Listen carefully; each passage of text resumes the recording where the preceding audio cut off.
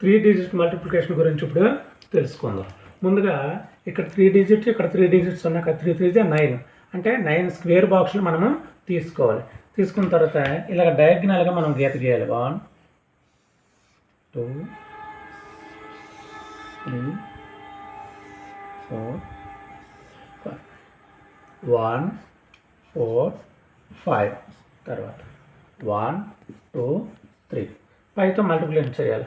5 3 15, 4 3 12, 1 3 3 0 3 వేస్తాం. తర్వాత 5 2 10, 4 2 8 0 వేయాలి. 1 2 2 తర్వాత 5తో 5 1 5, 4 1 4, 1 1 1. ఓకే, ఇప్పుడు మనం యాడ్ చేసేయడమే. 5 1 0 1 1 0 1 3 తర్వాత 10 13 18. ఇక్కడ 1 క్యారింగ్ చేసుకోవాలి.